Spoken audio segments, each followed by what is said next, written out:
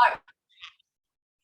So sorry for the interruption. So Delaware Interfaith Power and Light have been around for over a decade, working on the most existential threat humanity is facing today, that is climate change.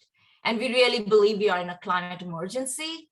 And we work with our faith communities, we have programs, and then we work on climate education and climate policy. Through our climate conversation program, we are trying to have dialogues about climate change, not only the problem, but also the solution.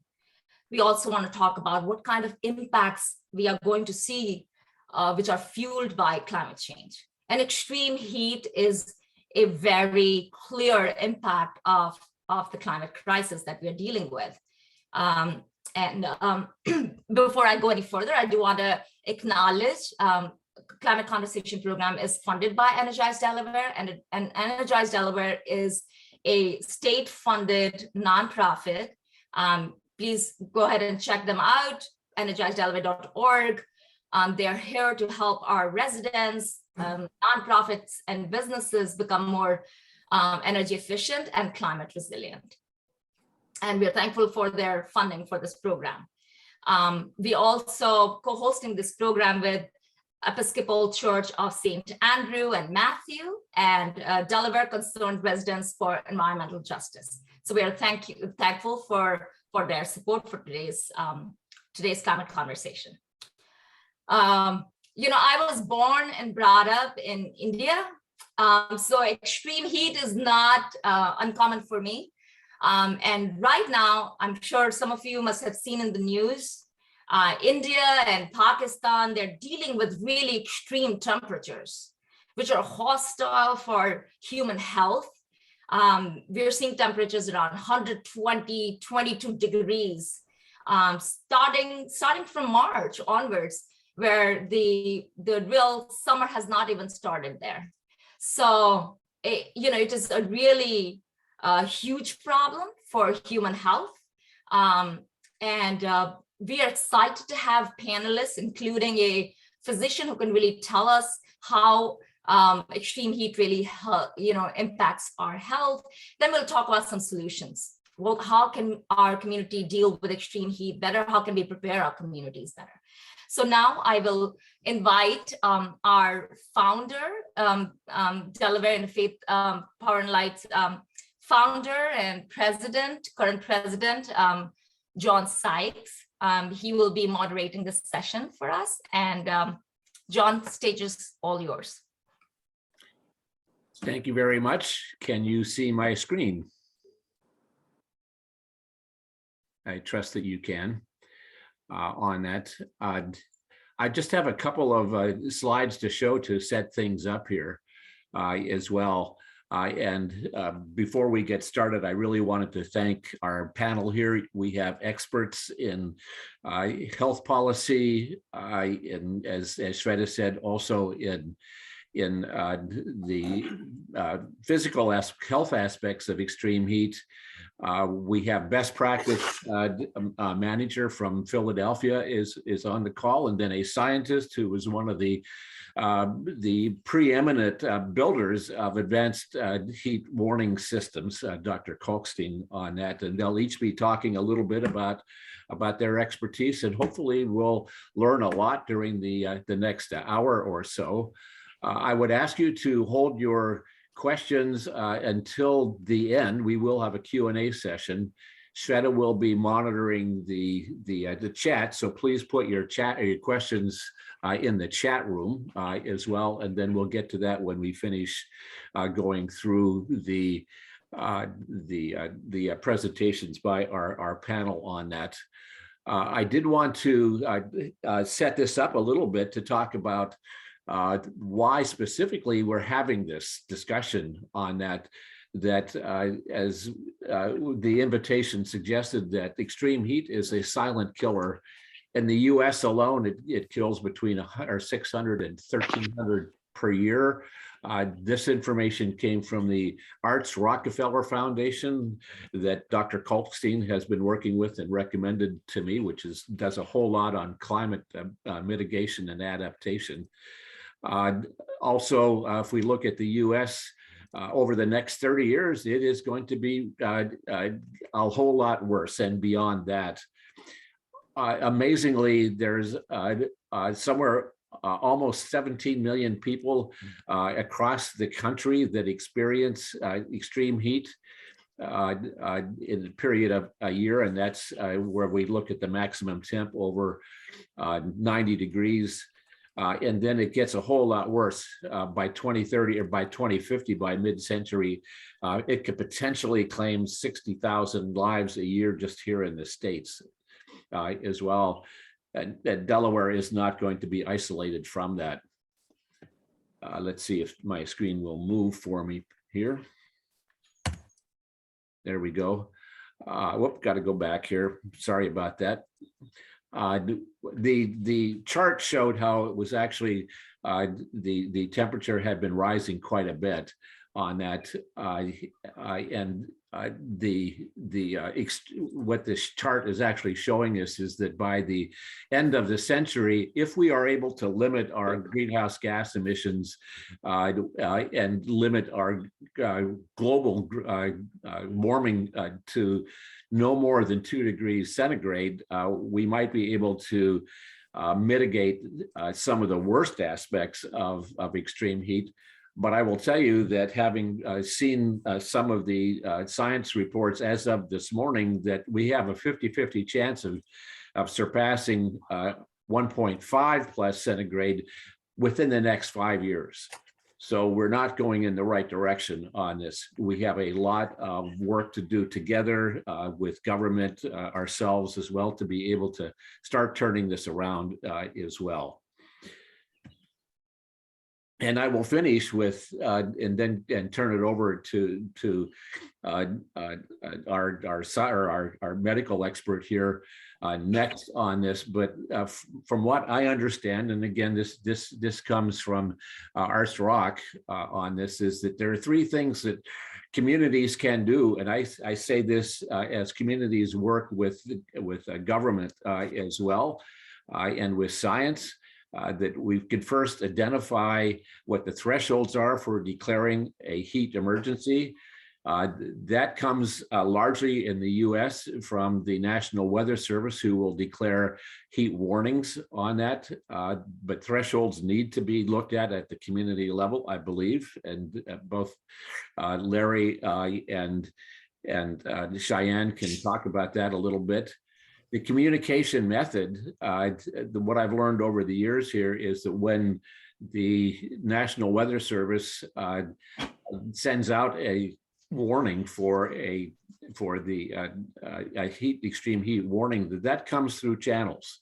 Like here in Delaware, it would come to the Delaware Emergency Management Agency at the state level, and then to the county level, and then to the cities on that.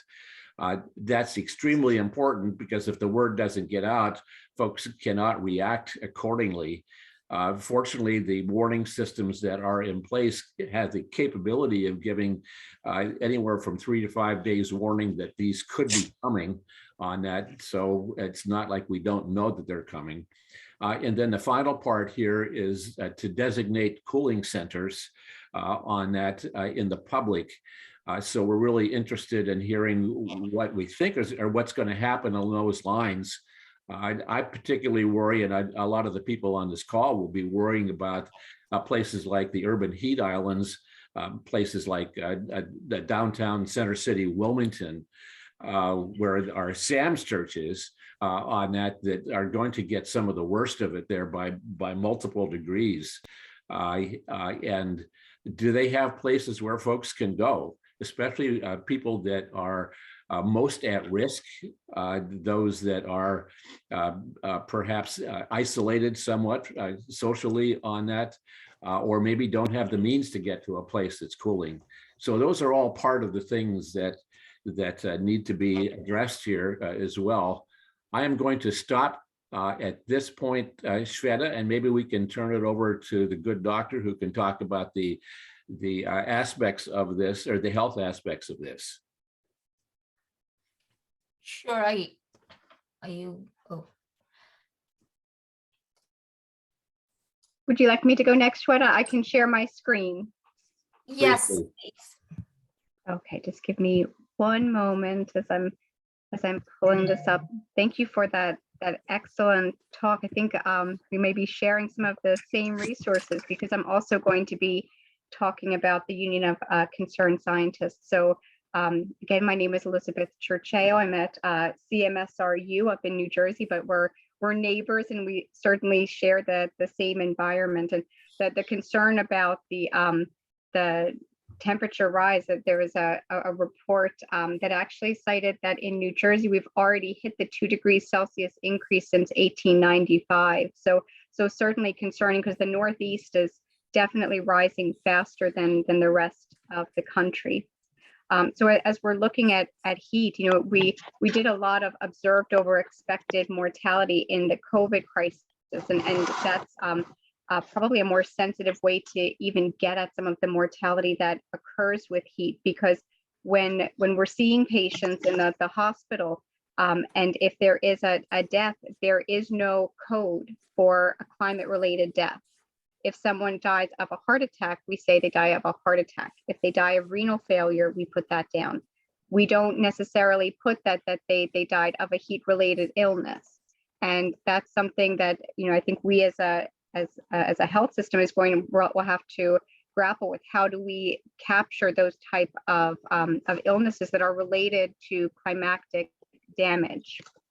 So, you know, as we're thinking about it, certainly there are thresholds over which everyone will be susceptible, but we also need to think about those individuals that will be more vulnerable, because even above 80, and sometimes, you know, we also have to consider the relative humidity, because sometimes if we're even thinking about lower temperatures but a high humidity, the evaporative mechanisms by which we really need to cool our bodies will fail to work. So even above 80 degrees, it can affect health. The particularly vulnerable individuals, as we're thinking about extremes of age, children, the elderly, pregnant women, and, you know, when we're considering our environmental justice communities, you overlay heat-related illness with existing air pollution. And there's been a good deal of research showing that there are fetal malformations, that there's increased risk of stillbirth, of low birth weight. So these are all incredibly concerning. And then even when you're at lower temperatures, we have outdoor workers, we have athletes, high school athletes, and military recruits. These are all populations that might otherwise be healthy, but we need to have a higher threshold of concern for those individuals. So as I'm looking at a given patient, there's a balance of their physiologic vulnerability and how much they're able to adapt on their own. And then you think about what is that individual's exposure risk. So are they homeless? Are they do they have adequate housing? Do they have access to an air conditioner? There's a lot of elderly who may not have air conditioning, and for fear of crime, they may keep their home entirely closed off. Are there any attendant mental health risks that might impair their ability to access care? Or also if they're on antipsychotics, these are medicines that can impair the ability to thermoregulate. We think about income, about technology dependence. Again, are they working outdoors? Are they involved in sports?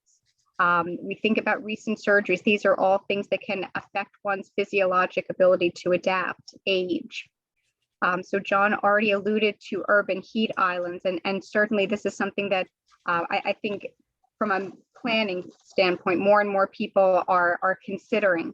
And I know in Camden, we're doing a lot with tree plantings, but this is something that needs to happen everywhere because the effect can be drastic, up to 10 degrees of difference. I won't go into all of the background of this, some of our other speakers may, but this has a huge impact. This was one of the seminal works from Hoffman out of Virginia that was just looking at 108 areas. This was actually featured in the New York Times when it had first come out. So as we have increasing heat, as I was alluding to it in the first slide, you also have worsening air quality. So it's this perfect storm. When you have bad air quality, that then affects all of these other outcomes: cardiovascular disease, increasing respiratory complications, whether it's incident asthma or exacerbations of emphysema, asthma. There's cognitive effects, headaches. There's so many things that then come together when you have both heat and poor air quality. And ozone, or smog, as we would talk about it, is generated when you have volatile organic compounds as well as oxides of nitrogen in the presence of sunlight and heat. So you have this really perfect storm for people getting sick and ending up in the hospital. So heat-related disease really does affect the gamut from dermatologic to renal to neurologic. We'll go through just a couple of them, but it can not only cause conditions in and of itself, but it can also exacerbate existing conditions. And as I was saying, evaporation is one of the main ways that we're going to try to cool ourselves, but that becomes less effective once the temperature is too high. So thinking about some direct heat-related illnesses, we all know about heat rash. There are things like heat cramps as you start to lose some of the salt, some of that electrolyte balance in your system. Heat exhaustion begins when people are getting headaches, when they're starting to feel nauseous. Sometimes people will start to get pale. So getting pale is actually a really bad sign, because you should be able to regulate and vasodilate peripherally so that the blood can go to the periphery and ideally be cooled. But once you get into heat stroke, whether exertional heat stroke or regular heat stroke, you will often have dry skin with no sweating, because that whole autoregulatory system is completely dysregulated. You have core body temperature rise, and you can have things like rhabdomyolysis, which is when you have breakdown of the muscle tissue. You can get seizures, you can have altered mental status, and of course there have been deaths from heat stroke in and of itself. So recognizing the warning signs early on, getting hydrated early on, getting to a cool environment early on is incredibly important. And elderly people who are on medications, young people who might just try to push through it, we all need to have heightened sensitivity, not only for ourselves, but for others, being able to recognize the signs and symptoms in others that we come across. So that hyperthermia is really the hallmark of heat stroke. And in other words, it can be very hard, though, to parse out heat stroke from heat exhaustion. You will have a profound change in mental status, though, with heat stroke. The hyperpnea is increased rate of breathing, and tachycardia is increased heart rate as your body is working. So any organ system can be impacted. Sorry, are you all still able to see this? Yes. Okay. And any organ system can be affected, and I won't go into all of these organs because each one would be a talk in and of itself. I will go into some of them in a little bit more detail, and obviously some are more important than others. So during heat waves, ER visits go up, and they go up for a myriad reasons. Sometimes they go up because people they might have a minor condition, but the heat just exacerbates everything. It also exacerbates mental illnesses. It also increases gun violence. So these are all things that we see in the emergency room when the temperature is going up. But as I said, we see cardiovascular, respiratory, renal issues, just really the myriad. And concerningly, we see diseases in pregnant women, because although we don't necessarily know what the particular vulnerable time points in neurodevelopment are, we know that fetuses, women who are exposed to extreme heat, can have neural tube defects, they can have cardiovascular congenital heart defects, and other birth defects. So as we're looking at the mortality, this is an interesting study. It's now a little bit on the older side, but if you just dive into the Northeast, that first column. So for each increase in 1 degree Fahrenheit in the mean temperature, you see a 4.4% increase in relative mortality in the Northeast. That's higher than the South, higher than any other region. Now, granted, it goes up in every region. Some of this is related to the phenomenon of acclimatization. So we have swings in temperature. We have previously colder winters and hot summers. So this difference in our adaptive capacity may be some of the reason, as a hypothesis, for why we see this this very large increase in mortality in our region. I know this is a busy graph here, but if you just look at the cardiovascular line, so if you're looking specifically at that line, this is where the deaths are in hospital admissions during heat waves. And you can see renal, respiratory are all positive numbers. Cardiovascular is a negative number. There are less cardiovascular deaths in hospitals during heat waves. And I think we can make the leap to understand why that is. It's because there are more cardiovascular sudden deaths in the outpatient setting before they get into the hospital. So people are dying of myocardial infarctions, of malignant ventricular arrhythmias before they get into the hospital setting. So this is extremely concerning. And as I alluded to with the antipsychotics, as physicians, we need to be counseling our patients on the effects of different medications. So there are many, many medicines. If people have heart conditions, we'll often have them on diuretics to try to regulate their fluid balance. That can predispose them to becoming dehydrated. We may have people on beta blockers, things like metoprolol, atenolol, bisoprolol. All of these can regulate your ability to thermoregulate and to respond to those heat stresses. We also have to think about the medicines themselves and how they're stored. So albuterol will explode if it's over 120 degrees Fahrenheit. There are other medicines that may not be effective above a specific temperature. There's even implications for people who have mail order medicines and they're being shipped out and they may be exposed to very high temperatures in the transit process. I always worry about my homeless patients who need to give themselves insulin that needs to be refrigerated. So there are so many considerations that we need to think about when we're dealing with our patients. This is one relatively new condition that was discovered. It's called Mesoamerican nephropathy. It's also called CKDU, chronic kidney disease of unknown origin. And this was originally identified in the Central American population in young, healthy sugarcane workers who were out in the field doing very, very heavy labor, not drinking, not having a chance to urinate for long days out in the sun. And they were developing chronic kidney disease. They were also having symptoms of passing stones very frequently.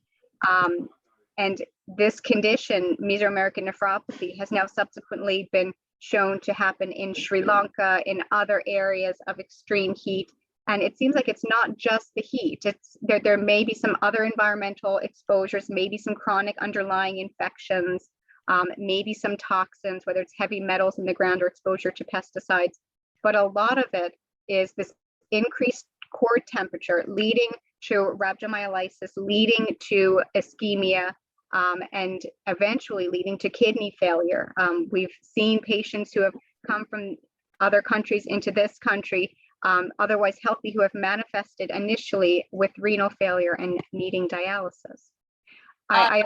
Lisa, I just want to remind you, if we can wrap up in 2 more minutes. Yes, I will. We alluded to the air pollutants and the heat outcomes, so I will blow through this and go a little bit quicker. Congenital heart disease.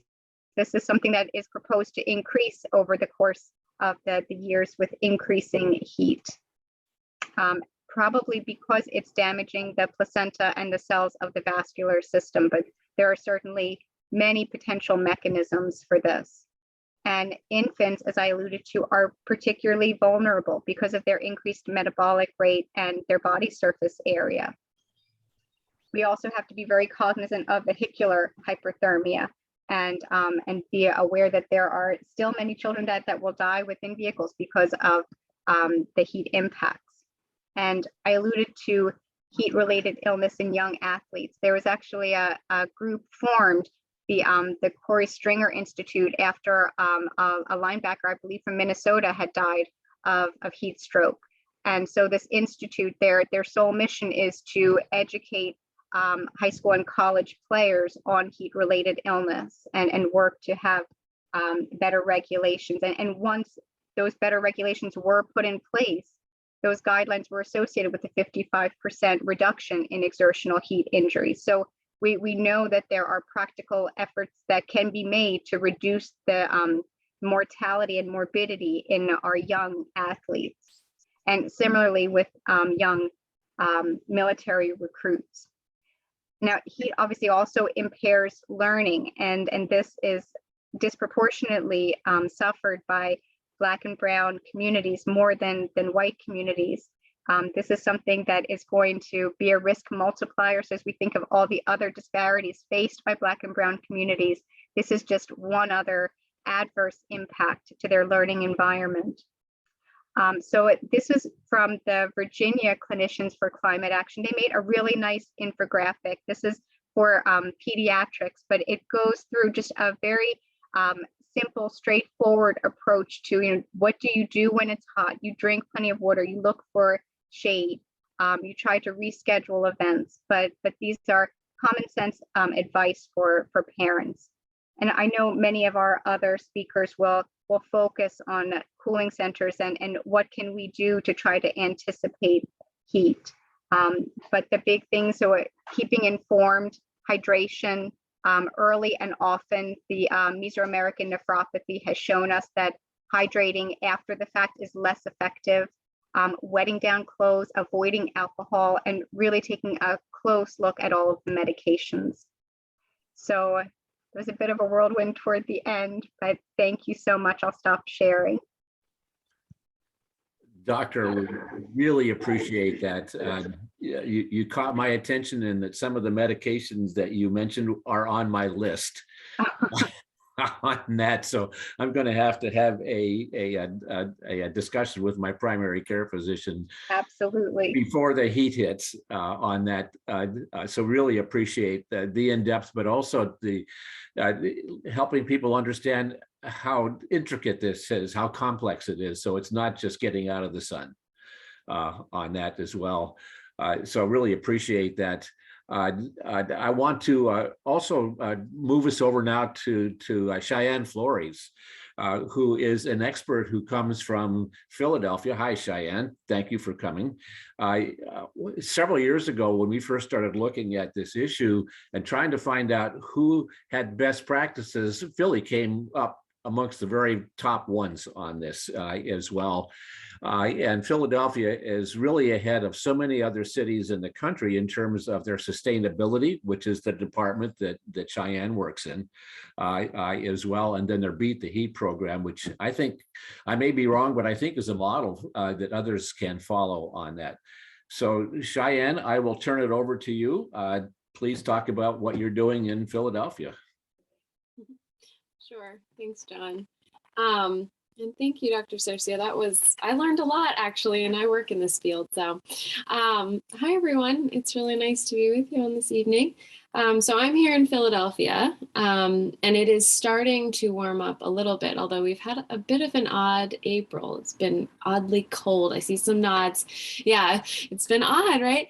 But I think it's starting to come. And with that, I wanted to invite you all to kind of get into the feeling of the summertime, right? Like, what does that feel like for you? What are you experiencing in the summertime? What are the things that you're doing in the summertime, right? They might be really, really different than other times of the year. And that's because the summer is such a blessing, isn't it? Right? We're so lucky to experience seasons. I feel so bad for people when they tell me I've never seen snow, or, I've never been in the ocean because it's too cold or whatever.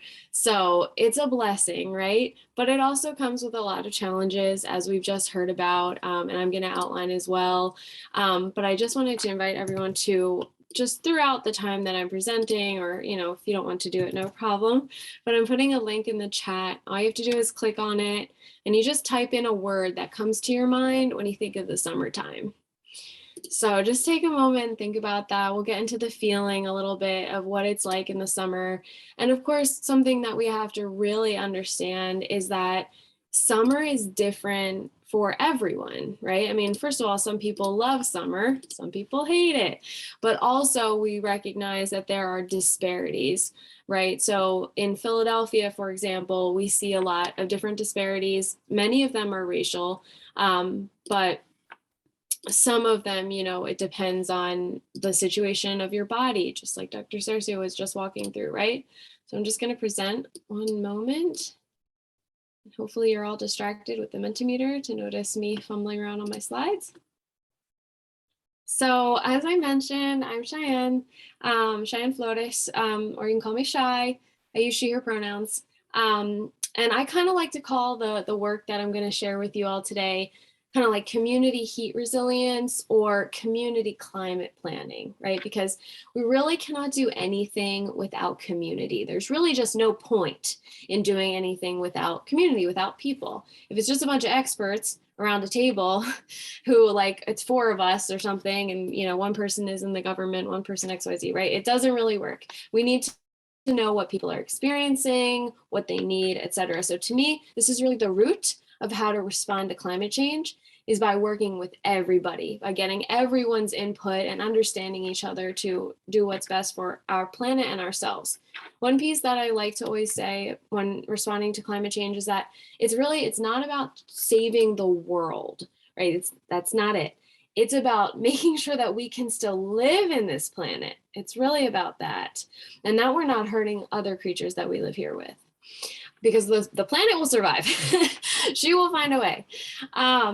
So, it won't let me advance. So yeah, you know, just take your time in thinking about what comes to your mind when you think of summer. I definitely think of this cat here being wildly burning hot, laying in front of a fan. Hopefully most of us are lucky enough to be in air-conditioned buildings. And as was mentioned, right, we're in climate change. That's what's happening right now. The climate is changing, and it is because of some people, and of course the collective of our effect on the planet right now. In particular to Philadelphia, we know that it's just continuously getting hotter. Specifically, we've actually had our 16th hottest and wettest summer last year. And last year as well, it was the hottest in 127 years, right? And it just keeps doing that. The records just keep breaking. So every time I do this, I have to go back in and adjust it to whatever the years, right? In Philly also, we're expecting around like 52 days over 95 degrees compared to like 5 now. And that's by the end of the century. And then if you look here, you can just see the thermometer shows us a consistent increase in heat and then also projected. So we're expecting it. We're also experiencing it currently. So in Philly, the way that we determine both vulnerability and then our response is very similar to what others have said so far, is that we look at exposure, we look at the ability to stay cool, and we look at the biological factors of someone in terms of, you know, who they are as a person, what their job might be, where they live, etc. Those are all very, very important factors for determining response and vulnerability. If you look on the right side of the screen, this is showing a particular event overview that happened last summer.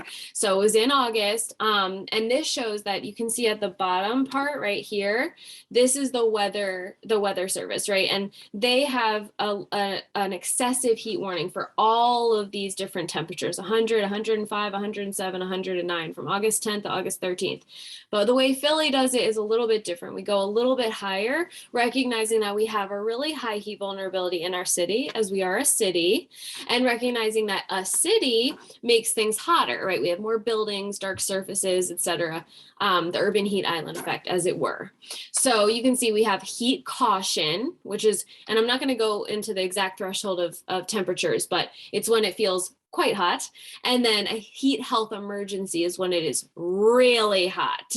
And when we do these, we also take into account a heat index, right? So it's not just the temperature, but it's also the humidity, which is very, very humid here in Pennsylvania, and specifically Southeast PA and Philly.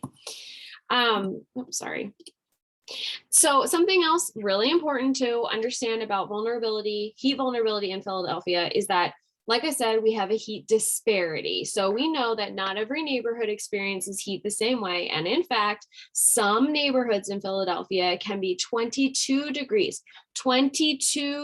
warmer than others at a given time. And this has nothing to do with where the clouds are or where whatever. No, it's all about the way that we have developed our neighborhoods, right? So I'm going to talk about that in a moment. But one of the biggest findings of this, which is very similar to other stressors, especially environmental stressors, is that this is disproportionately impacting low income and residents of color. So it's a racial justice issue. It's a health equity issue. So it's top priority in our office and for the city as well. you can see on the right, this is our index, our heat vulnerability index. This pairs a myriad of information to show us where heat vulnerability is, including things like age, income. Race is also calculated because we now know it's positively correlated with heat risk, and then surface temperature. So, some of the reasons behind why have our neighborhoods developed in a different way that are now causing things like a heat disparity, right? Different temperatures in different places. Well, one of the biggest ones would be the umbrella of discriminatory practices that have happened across the nation, across the world, and very much so in Philadelphia. The one that I can draw the most attention to would be redlining, which is probably a familiar word for many of you, but this played a major role in shaping both where people live in Philadelphia and now this heat disparity that we're dealing with, where there's a different experience of heat. So redlining is when specifically Black and brown communities in Philadelphia, very much so, this was Black communities, Puerto Rican communities, Dominican, communities, and we've seen other types of racism affecting other races, but I'll just call that out. When they were systematically denied resources, services that were provided by systems, right, like banks, local government, schools, all types of institutions. And you can see the redlining map here on the left side of the screen. Red areas are dangerous or hazardous because there were Black or brown communities living there, right? So this is just like one of the most surreal and tangible examples of systemic racism. You can pair this against the heat vulnerability index and it matches up quite squarely, where the red areas that were denied resources, lots of low quality housing was placed there. Those are now areas that are also experiencing higher than average temperatures, right? So we know this is from a perspective of zoning, planning, neighborhood characteristics like trees, factories. Are there abandoned buildings there? How much blacktop is there, right? Like asphalt, probably a lot if there were abandoned buildings and what we now call blight, right? Trees play a big role in this, but we've also learned more and more that the quality of housing and buildings also play a really big role in this as well. So, like I said, this comes back to land use and zoning. So you can see this is a cutout of one of our pilot site that I'm going to talk about in a moment. Hunting Park is what it's called, Hunting Park, Philadelphia. It's in North Philadelphia, circled here on the heat vulnerability index. You can see it's quite hot. And you can see different areas that have been zoned differently, right? So you've got a fair amount of industrial area here in purple, then these are just different neighborhoods. And then you can see these are areas that are in major need of treeing, as I like to call, so planting trees, meaning they basically have zero trees on all of these major corridors. But then you look closely, there are tons of little streets up in here, right, that are also lacking trees. I can speak from experience. I live in this area. So land use and zoning plays a huge role in how we shape things like heat disparity, right? Or different experience of climate change. So that brings us to our beginning way to start to respond to this issue, right? So we looked at the heat vulnerability index.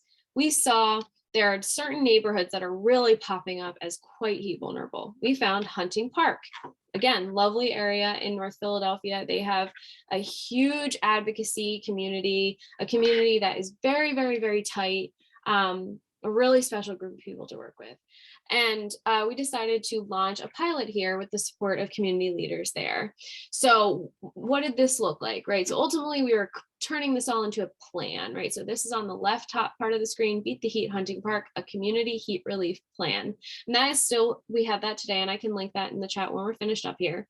Some of the things that we did to form that plan was we had a heat team, right? So a team of residents that came together to inform the project, heat ambassadors, folks that were paid to work on the project, to distribute things like a heat survey, asking questions about the experience of heat, whether that's at home, in public spaces, recommendations for how to stay cool, barriers to how to stay cool, and access to things like utility assistance programs, which are crucial when it comes to staying cool and safe.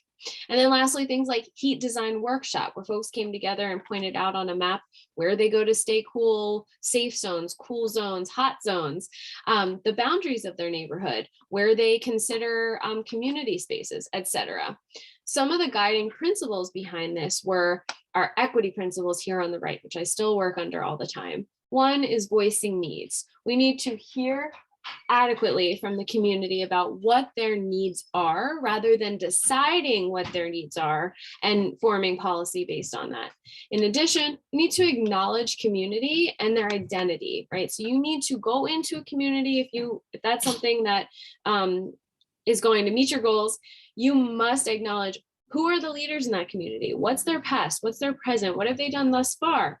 Where are they needing support? Where might they not need any support and need you to back off, right? For example, shifting power, making sure to put power in the hands of community. How can we do that? How can we create space to make that happen, rather than having a top-down approach that often happens from large nonprofits, federal, state, local governments?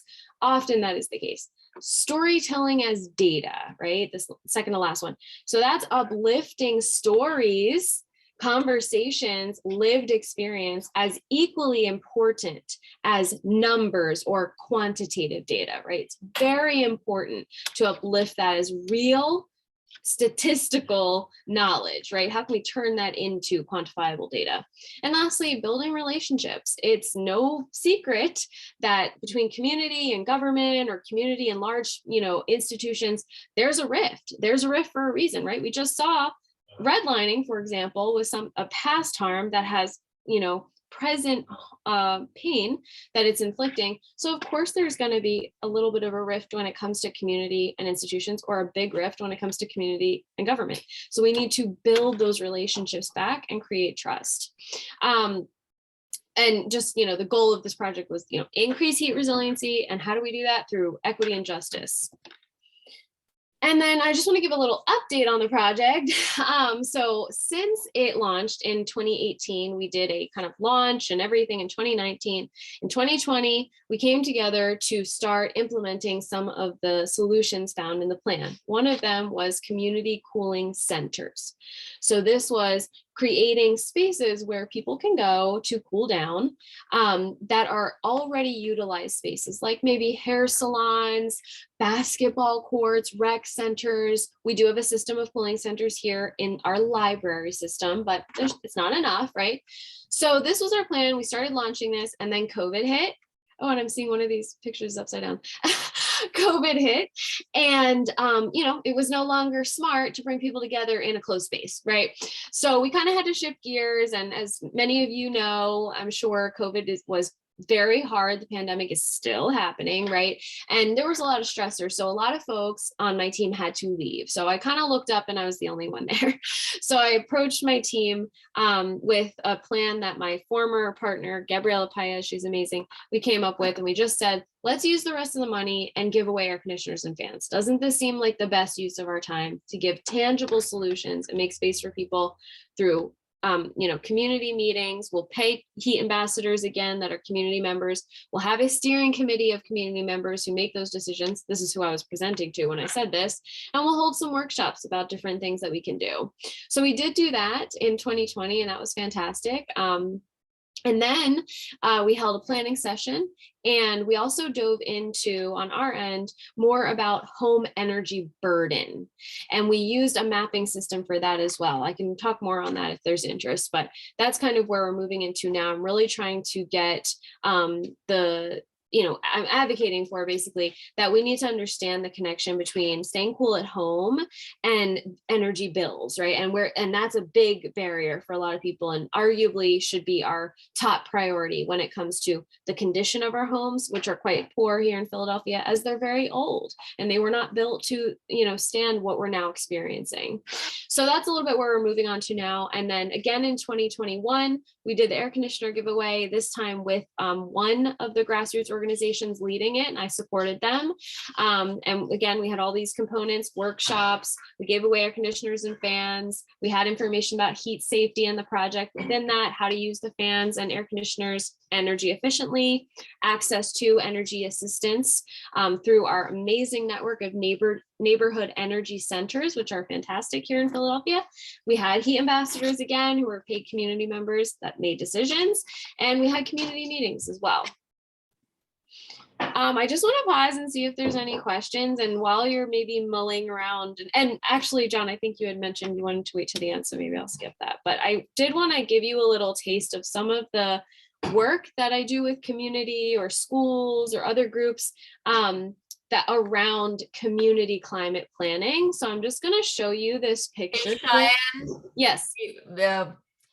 we love what you're saying, but if you could just wrap up maybe in another minute or so. Sure, I can just stop now. You don't need to say.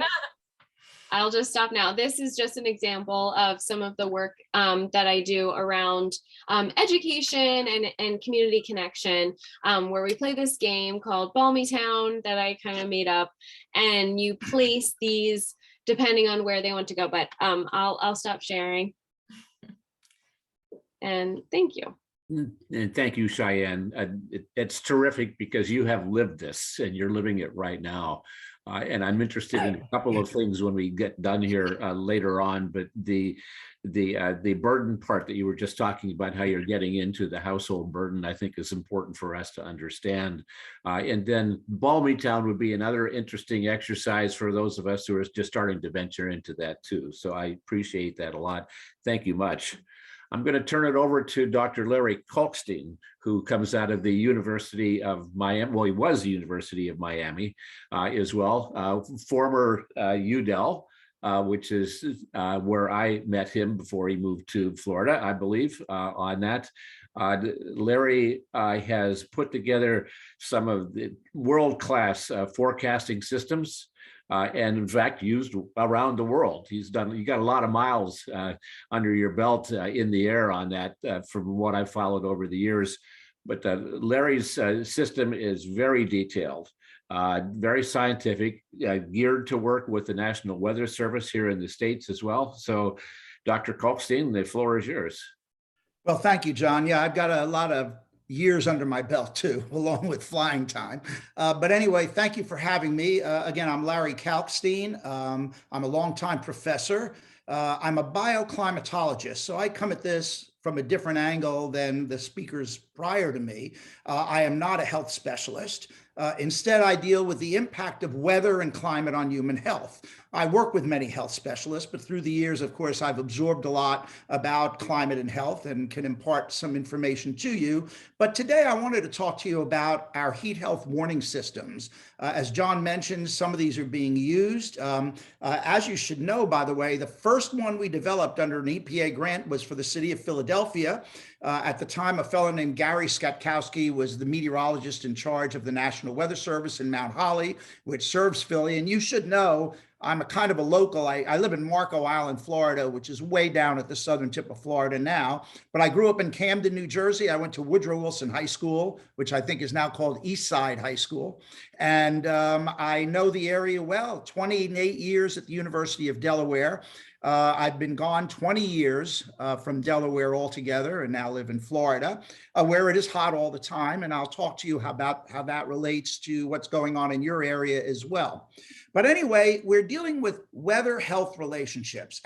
Most of the heat health systems, such as the one Cheyenne showed, and even Elizabeth, are based on exceeding a fixed heat index temperature. And the problem with doing that is that when you go around the country, not all the places respond the exact same way to heat. I mean, down here in South Florida, we respond very differently than people in Duluth, Minnesota.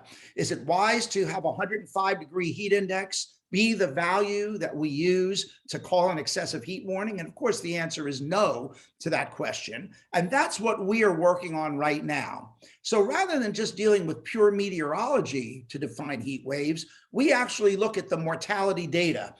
We have everyone who has died in the United States and in other places in the world from 1985 to the present, county by county. We don't know their names, but we know their age, their race, their sex, where they lived, where they died, their date of death, and the ICD code, which is the cause of death for each people. After doing this, we've learned a lot of things about heat and health, and I want to go over them with you. John announced in the beginning that the Arshrock Foundation said that, and by the way, I am their chief heat health science officer, so I'm working with them very deeply right now, that somewhere between 1,000 or 1,300 people die of the heat. The number is more than that. We estimate it's at least 1,500 average deaths a year. And the thing we need to know is that it's highly variable. There are some years almost no one dies of the heat. There are other years where the numbers can exceed 5,000, 6,000 deaths. In one of that terrible heat wave of 95 in Chicago, there were 800, 900 deaths in the city of Chicago alone during that heat wave. So, you know, the number greatly exceeded 1,500. And by the way, heat kills more people than hurricanes, tornadoes, lightning, blizzards, every weather-related cause combined. Heat kills more people than that. One of the other things I wanted to talk to you about is we always concentrate on how hot it is. That is not the main component of what kills people. It is weather variability. And what do I mean by that? Well, down here in South Florida, it's hot all the time. We have less heat-related deaths down here than you have in Philadelphia, many less. Why? Because we're used to a consistent 90, 92 degrees every single day. It gets down to 75. We're used to it. The housing structure and the urban structure is very different than what was just described in Philadelphia. And by the way, I've read that Philadelphia has more row homes than any city on earth, let alone just in the United States. And you know those kinds of row homes that we have in North Philly, as Cheyenne has talked to us about. Down here, we don't have that at all. Many of the poor people in South Florida, in Louisiana, in the South, live in what we affectionately call shotgun shacks. And what is a shotgun shack? It is a white frame building with windows on 4 sides, aluminum roof. They call it a shotgun shack because if you shot a gun through the front door, it would go out the back door without hitting any walls. It's usually 1 or 2 big rooms. That's where the poor people live. I wouldn't want to live in a shotgun shack, but what's better to live in during a heat wave? A shotgun shack or a North Philly red brick, black roofed row home? Which do you think can remove heat more efficiently? Windows on 2 sides in Philly, windows on 4 sides. Urban structure is important. Back to the variability. My weather is the same every day in South Florida. I've been keeping a weather station for 20 years because I'm a weather nerd. Highest temperature I have recorded in 20 years is 93 degrees. Every day is hot. The hottest is 93. What about Philly? Over 100. Over 100 sometimes. And what is your weather like? You're in the 80s for a number of days, 70s or 80s, and then all of a sudden, one of those heat waves hits. It goes up to the upper 90s and 100 for a week. That is what is killing the people. More people die of the heat in Toronto, Canada, than in Phoenix, Arizona. So we need to keep that in mind. It is weather variability. The fact that we have large swings in summer weather in the most vulnerable places, even in India, as Shweta mentioned before, what happens in Delhi? It suddenly goes up to 110, and that's going to create a real problem for the people there. What is it? So this is a very important aspect that we need to teach many of the medical personnel as well, not to look just at the pure temperature. Look, under some climate change scenarios, if Philadelphia's climate turns into Miami's under climate change, there may be less heat-related deaths. If the variability continues to go up in Philadelphia, there will certainly be more heat-related deaths. And that brings me to one final point here before I talk about the systems themselves. I live in a community that is very politically conservative. Marco Island, Florida has a 6-to-1 Republican registration. It's the exact opposite of Philadelphia, exact opposite. When I talk to groups here about climate change, they don't want to listen to me. They say it's a hoax. They don't believe in it. Now, I don't care whatever anyone's feelings is about this, but I think that by constantly hammering the climate change issue when it comes to heat and health, we are becoming counterproductive because half the country doesn't want to hear that. What they need to know is that heat is already the leading weather-related killer. Whatever you want to say, even if the temperatures stay the same, as they are right now. Heat is killing more people than all the other weather-related components combined. So my advice always to my R-Strock friends and to anyone who talks about this, and it has nothing to do with my belief about climate change. I'm scared about climate change too. You are going down the wrong track by constantly saying that in 30 years, it's going to be this hot, and in 50 years, it's going to be this hot. Half the country tunes you out when you hear this. And I can tell you from my own presentations. So I don't even bother with that anymore. Heat is the leading weather-related killer. We need to intervene. We need to do something about it right now. And you could take or leave my advice. I know that's a bit controversial, but I think you're going to reach both the half that believes that climate change is terrible and the half that thinks it's a hoax. You will reach the whole circle of people if you take the approach that heat is already the leading weather-related killer. By the way, on the other hand, everyone does believe in the urban heat island. Everyone knows that the urban heat island is a problem. Whether you're liberal or conservative, they believe in that. And I always hammer away, because this is the truth. The urban heat island is getting worse with more air conditioning. If you ever stood by an air conditioner and felt the heat that is pumped out into the atmosphere, imagine being in a major city with those huge air conditioning compressors on the roof, pumping out all that heat. Where do the disadvantaged people live? They live closer to downtown. They are most negatively affected. Manhattan is 1/3 airspace of air-conditioned airspace. Where is all that heat going from those compressors to Harlem, to the disadvantaged communities? This is a major problem, and certainly we should hammer away, in my opinion, about urban heat island. And what I just told you is my opinion. Please reject it or accept it as you see fit. So now what I want to do is share my screen and show you what we are doing at this particular point. So let me just go from here. Does everyone see that? Yep. Okay. What we are working now on is two types of heat warning systems. One is the regular one where you call an excessive heat warning, but what R-Strock is now commencing on, and where we are working on 6 cities now, is ranking heat waves based on their impact on human health. As I said, we have everyone who has died from 1985 to the present. We can correlate that with different weather regimes. We are doing this as well with Athens, Greece, and with Seville, Spain, along with 4 US cities. And I just wanted to show you the result rather than go through the mundane way that we do this. These are 15 heat waves, these are all the heat waves that we have ranked for Athens, Greece over about the last 20 years. And this number here is our model's estimate of how many death increases you're going to have for each heat wave. So here's a heat wave that occurred, and it's a retrospective study, June 28th, 2017. It was 6 days long. The mean apparent temperature, which is like the heat index, was 33 degrees centigrade, which is about 92 or 93 degrees Fahrenheit. By the way, that's day and night. So it tells you how hot it was. That's the average for day and night, 92 and 93. According to our calculation and our model, there was a 66% increase in all-cause mortality during that heat wave. Now, you got to remember, Athens is different than US cities. It is crowded. It has less air conditioning. It has less green space. And so the numbers become even more exaggerated in these densely populated European and Asian cities.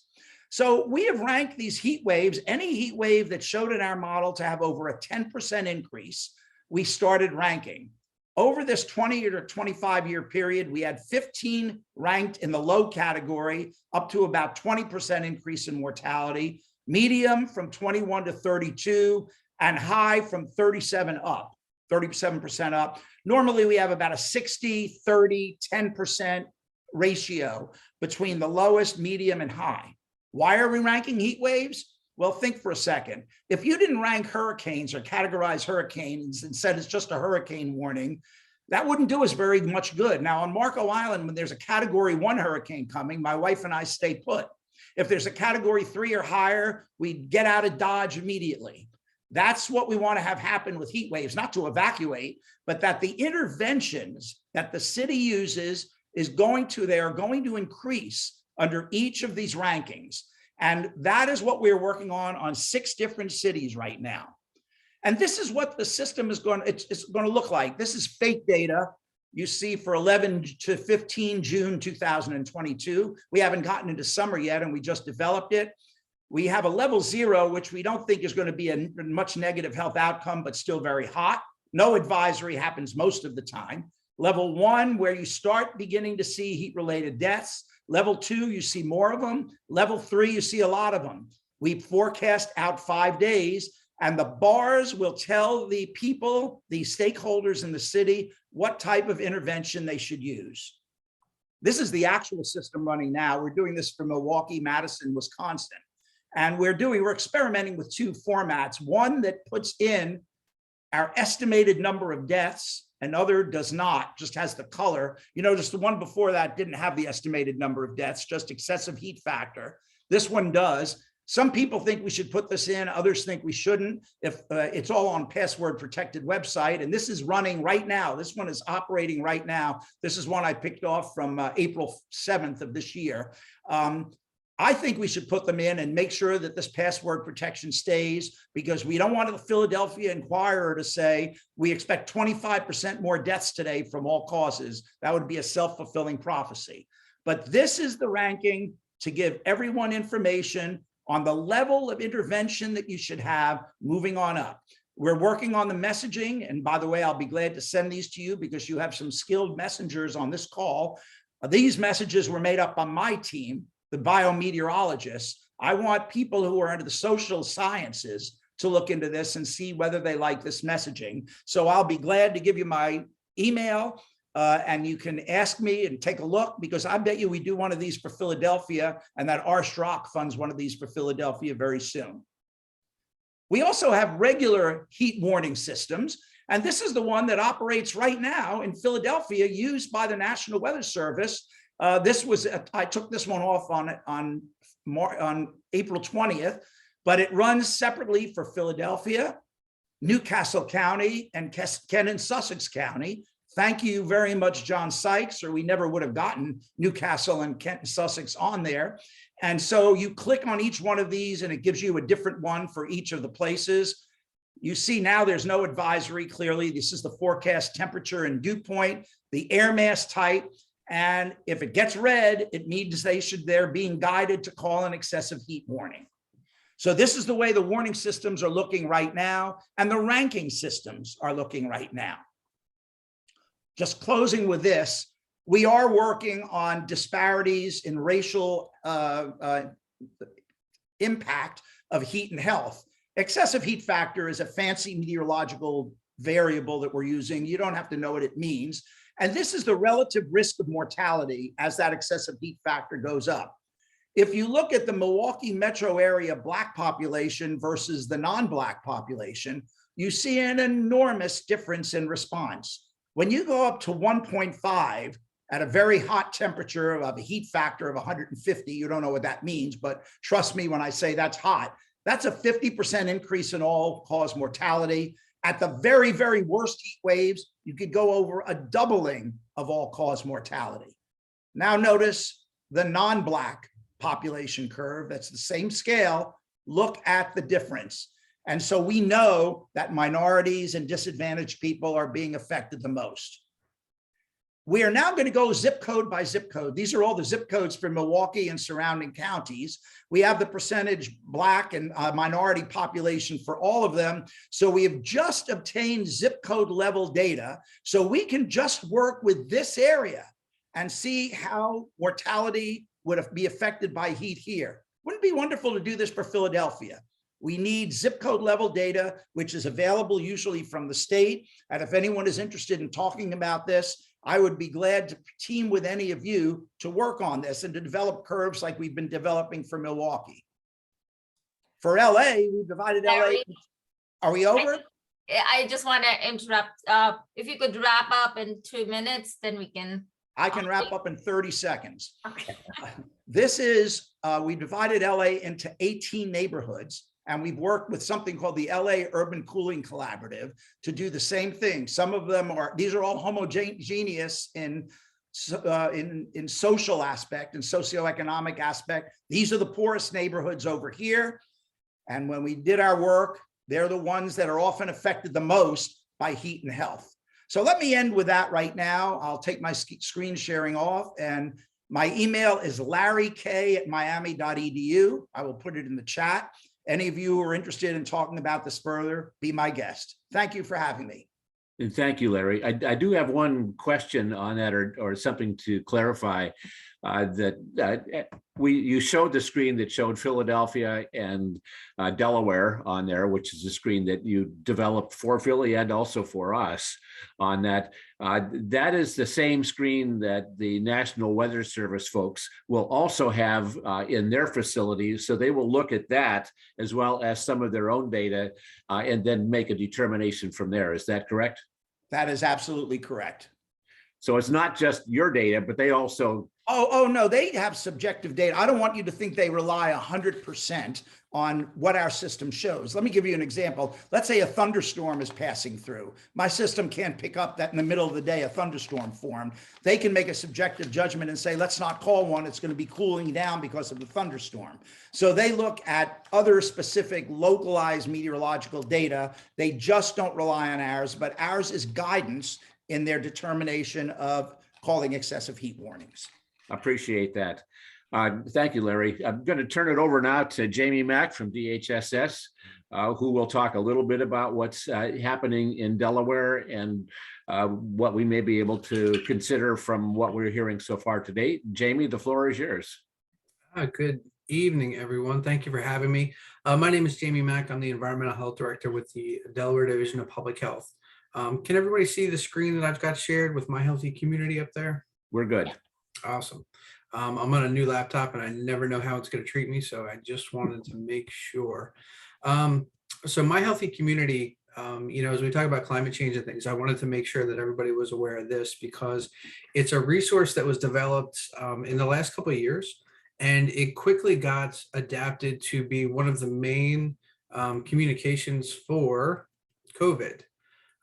If anyone is familiar with the numbers that Delaware Division of Public Health was putting out for cases and deaths and vaccination rates, things like this is where all that data was housed. However, that wasn't the original intent of this particular resource. So if we scroll down, we can see a lot of other interesting factors that are put into My Healthy Communities. And today, obviously, we're going to focus on climate change. So I just wanted to talk a little bit about the data that is shown here. And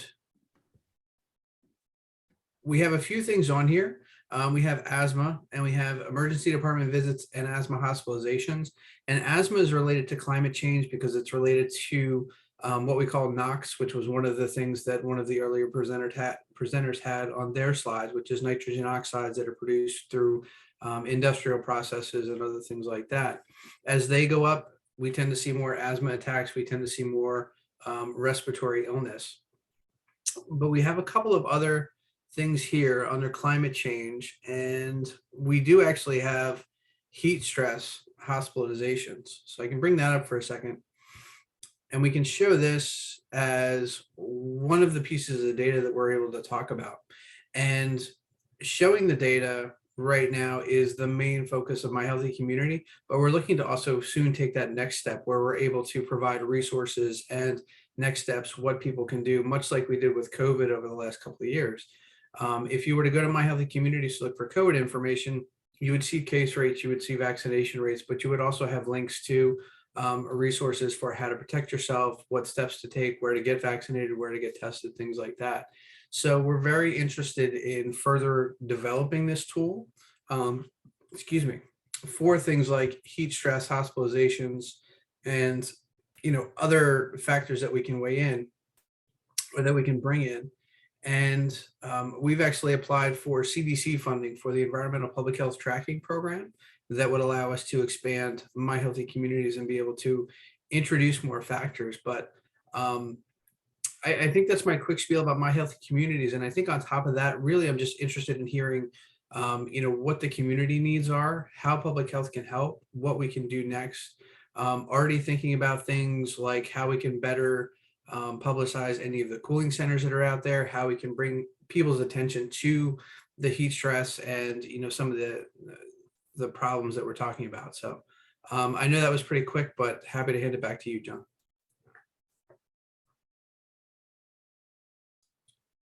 And John, you are mute. Thank you. You mentioned cooling centers. I've been trying to find where one can find where those cooling centers are. Do we have those mapped out, or how do we know? I don't think we do. At least I don't think public health does, but we're happy to be a part of that process, or happy to help publicize any links or resources that are already available. Jamie, can you please stop sharing that screen, and I can bring in all the panelists now for any questions. I can put the spotlight back on everybody.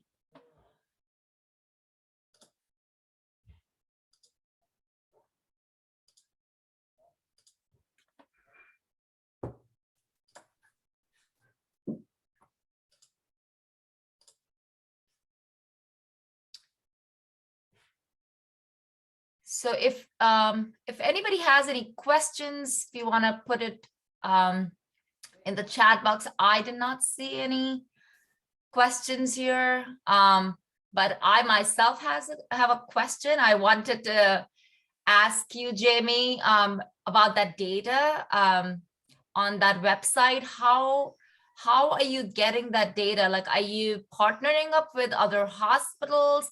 Because we know from Lisa's presentation, Dr. Lisa's presentation, that it's really important that these heat stresses or heat strokes are documented well by by hospitals itself. I don't think we are doing that in the first place, but if we are you collaborating with other local, Delaware hospitals to get that data? How are you getting that data?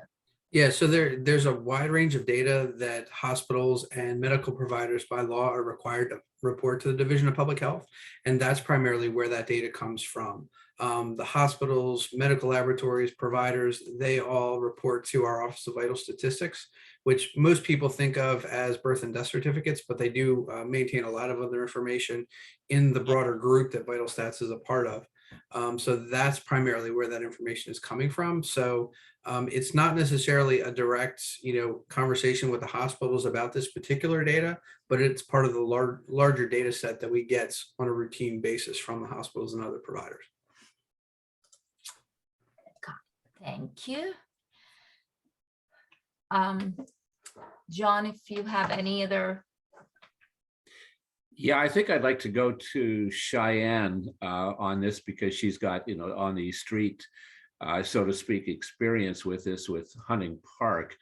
One of our big urban heat islands, of course, or the city with the most here in Delaware would be Wilmington on that. And similar to Philly, I'm sure we have very old structures that are a whole lot like row houses that you have in Philly as well. How would we go about preparing ourselves for what we might expect to be some of the heat waves that are going to hit as we start transitioning into the summer, maybe neighborhood by neighborhood? How would you recommend we kind of start on that? We do have a number of faith-based groups, churches, et cetera, that would like to be a part of any solution that we come up with. And of course, those are connected in the neighborhoods. But how would you suggest that we start? Yeah, I mean, when asked this question, I'll always say the same thing, which is that the first and foremost step in responding to really any threat or stressor, but especially one that is, in the space we live, would be to convene people, right? So I would definitely recommend, you mentioned faith-based groups that are interested and kind of like rallied to get going on this. There are probably so many other groups in Wilmington, in the state, but if we're talking Wilmington, who are willing and ready and possibly already doing work to advance heat resilience, whether they call it that or not, right? As Dr. Sarcio mentioned, things like violence are worsened by heat, right? So there are groups probably that you have in Wilmington that maybe have like after school programs for kids, or like basketball classes or clarinet lessons, whatever it is, right? And you can really think of it like those are climate planning opportunities right there, utilizing that system of people that are already connected, that trust each other, that have that relationship. So I would definitely recommend forming like a coalition or some sort of all of the grassroots organizations in the area, right? Uplifting them, because they're really the ones that make the biggest impact. They exist for a reason. They're grassroots for a reason, right? It means that they live in the communities that they serve, right? That's this really unique quality of that grassroots component, right?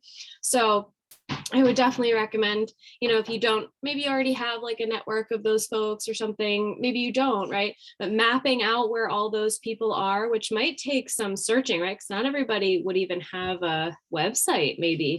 Maybe you'll have to find them solely on Instagram or Facebook or word of mouth, right? But they could provide a really strategic way to get going on connecting to people, because really the biggest issue, let's say even if you made a network of perfectly designed cooling centers, the next thing you have to make sure is that people go, right? So they need to be places that feel safe, that feel created by the people, right? If it's just kind of this thing that popped up, it's not likely to gain as much traction or feel like a safe space.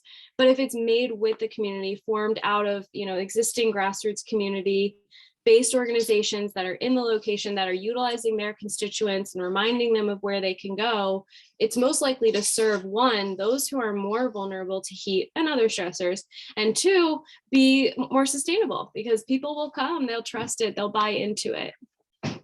Thanks, Cheyenne. I love that point that we need to explore our existing network, and that's why faith communities are trusted by people, and they definitely come into the play. But like as you said, other places like even YMCA's and with the they're all spread out in the and are trusted networks for folks to go to.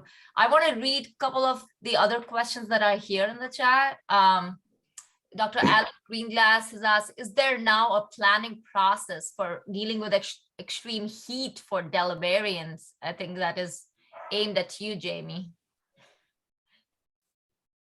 And I guess the best I could say is this might be the start of that process. We're happy to engage with the community on the conversations, and I've definitely learned a lot tonight, and I appreciate everybody that's been on here.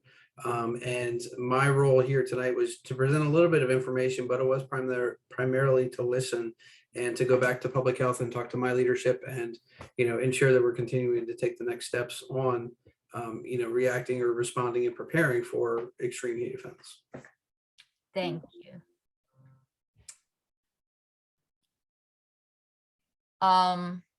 John, do you want to take the next question, or should I just read it off? I see a couple here.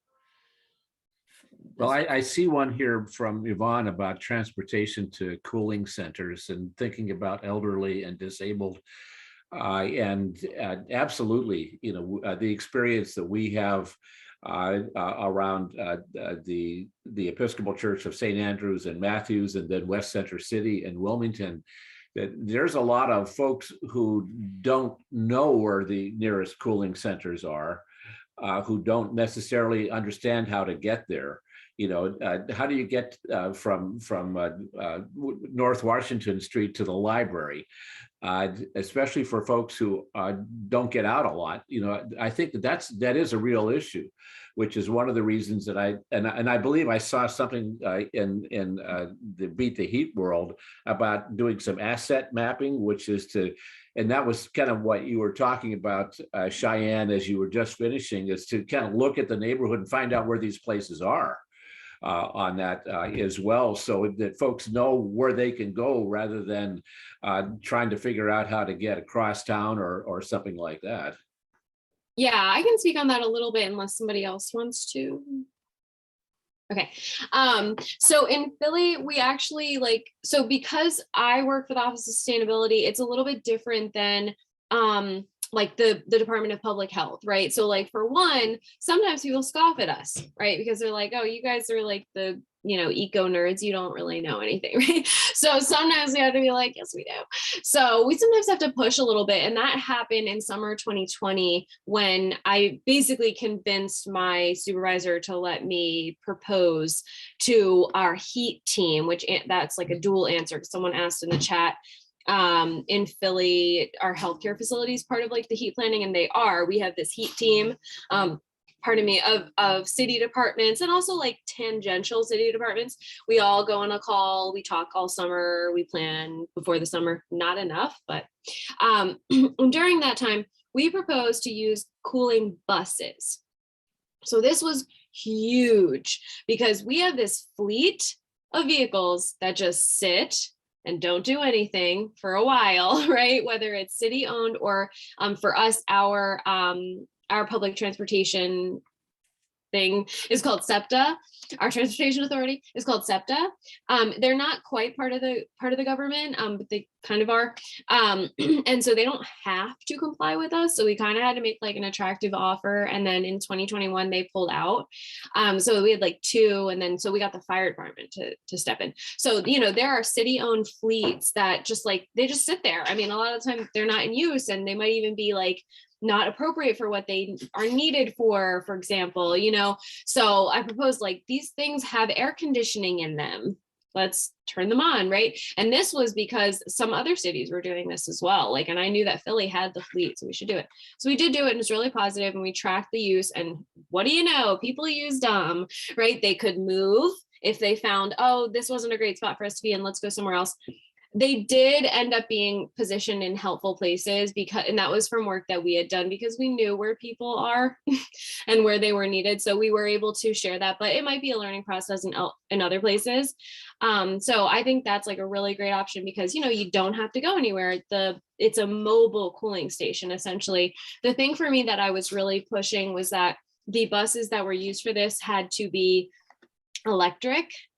And unfortunately, they would not listen to me on that. So they were not electric, they were like natural gas or something. So obviously it's really critical that to do something like that, you would have to use a minimally combustible or a non-combusting vehicle or technology, right? Because else it just kind of goes against what you're trying to do, right? So yeah, I'll speak to that. And there was something else that someone said that I was going to reply to, but I can't remember. So I'll stop talking. I've got a question here as well that I think Dr. Lisa might be able to answer, and that's the value of education. You know, because it seems to me that there are things that people might assume that could be not helpful to them. I know for a while in Wilmington that the mayor's office was giving out fans. Well, that may be okay, but if you live in an apartment, don't have AC, and you're like on the first floor in a dangerous area, you might not have your windows open. So you might end up turning your apartment into a convection oven if all you're doing is blowing around hot air. So it seems to me that there's part of that needs to be, get the word out if I'm correct on that. And then the other is that my understanding, and Larry, you kind of referred to that a little bit too, is that one of the things that really kills people is that they don't get a break.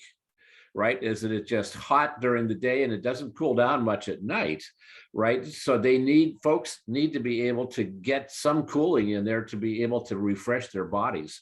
Maybe Lisa, you can talk about those two things. Yes.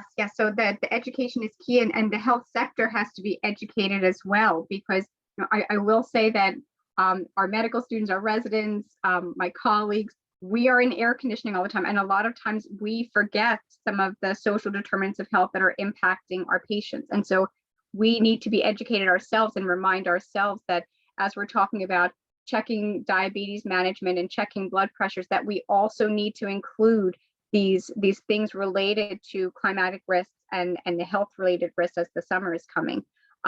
Interestingly, for education in a more general sense, we're working on embedding that into our medical school curriculum, and the state of New Jersey is now actually the first state to mandate climate change education K through 12. As we're informing everyone, I think that the discussion and that the discourse will really elevate, and people will see this as something that's health related and maybe not so much partisan. I find that sometimes posing this as a health issue does break down some of that partisan divide that Dr. Kalkstein was certainly alluding to. And then to the second point about not getting that winter or that nighttime cooling rather, it's absolutely critical. The stress on one's body. I mean, your systems are just revved up. Your autonomic nervous system, your cortisol, like everything is just revved up for days, sometimes on end. So absolutely, you need to have that cooling, and cooling stations are often not equipped to necessarily deal with people at nighttime. So the infrastructure for that really has to be altered as well. But yes, that's a great question. By the way, the urban heat island is much worse at night than during the day. So you may have a 1 to 2 degree increase in temperature in the city during the day, but a 10-degree increase at night. So as John just said, there is no relief. If you don't have air conditioning, the building is not cooling off as effectively as it would have in the past. Larry, I have a question for you. So if like the state of Delaware, since Jamie is here, if the health department decides that we want to invest in like a heat warning system of some kind, is there like any kind of funding that is out there, that what kind of, are there any funding sources that we can look into for that? Sure. John Shweta has asked us this question before and has helped out considerably in the past. What I would do if I were to do it, I wouldn't just do it for Delaware, I would do it for the whole Philadelphia metro region. And next year in 2023, if we can get it, what's happened is we're doing Kansas City, Miami-Dade County, Los Angeles, and Milwaukee-Madison right now. Why those 4 cities? They've developed a consortium of people to get together and to request this. And we now have heat groups in every one of those 4 cities. You have people interested in heat health issues. Here you are. We need a consortium of people. I would be glad to be part of it. After all, I'm an old Camdenite myself, and see if we can get the group together. I will then go to RSTROC and say, why don't we, they're going to ask me what cities should we do next year. I may say, why don't we try Philadelphia? RSTROC has deep pockets. John, hopefully we won't have to do the penny pinching we've done in the past. And that maybe, I'm not going to promise, they have their own political agenda as well, and they may have cities they want to have done. But I would be happy to represent all of you guys in a discussion if we want to do this for next year. We already have friendly meteorologists in Mount Holly who know what we do. You're all friendly, and maybe we could work it out. Thanks. That sounds pretty good. And Jamie, maybe you could help with that as well, since we do have a heat health warning system, as Larry said, that covers Philly and Delaware on that. We made that happen back, I don't know, 7, 8 years ago, it seems like, on that. So maybe that could be a foundation for that. So if we could get some support from HH or DHSS, Larry, and then working with the folks in Philly, maybe we could make that happen here. Yeah. We have also, I'm sorry. I was just to say, Lisa's been messaging to me about talking about doing a study like we did for Los Angeles, where we look at neighborhoods. Philadelphia would be perfect for this. Delaware, less perfect, because we usually need homogeneous zones of about 200 or 250,000 people minimum to really get worthwhile relationships. And we know we don't have that in Wilmington, but we do have it in Philadelphia. And so I think that would be a very valuable exercise. Remember that last map I showed of Los Angeles, to do that type of study for Philadelphia. Are you saying that you're not going to do a study for Delaware? No, Delaware will be included. I was at University of Delaware for many years. I'm not leaving Delaware out. But remember that poor people in Delaware may react very similarly to poor people in Philadelphia. So you can transpose what the reaction is going to be. However, if you have a city that only has 80,000 in it, and let's say 40,000 of them or 50,000 are disadvantaged, that's not enough people to be able to deal with a mortality study in a detailed way. We need a bigger population. LA was great because LA County is like 15 million people. And the Philadelphia area has 6 million. And if you dealt with North Philly and Northeast Philly and came up with good relationships, why can't those be transposed to the poor neighborhoods in Wilmington? Right, and then we have representation from Mid-Atlantic Alliance on Climate and Health here. Dr. Lisa is from there, Dr. Alan Greenglass. And what we're trying to do there, and DIPL is part of it, is having health voices from all these neighboring states as a region. And we can definitely have them play a big role on this initiative as well. I would love to see a heat ranking system for Philly. It would help all the planning, because if it's a level 3 heat wave, you should do something different than a level 1. They would both be called excessive heat warnings, but much like hurricanes, the reactions are going to be different from the stakeholders. And that's what I'd love to see done for Philly, as well as a Los Angeles Urban Cooling Collaborative breakdown by the neighborhoods. And I'm all in. I'd be glad to propose that to Arstrock and see if they'd be willing to consider that as one of our areas. But I'd like us to have a little more formal coordination amongst this group and whomever else may be interested, so that we can call ourselves something. The Philadelphia Urban Cooling Collaborative, or whatever name, the Philadelphia Area Urban Cooling Collaborative, whatever you'd like to think of. But I can't go myself. I've got to say, well, I've got the backing of many stakeholders in Philadelphia who would like to do this as well, and in Delaware. Thank you.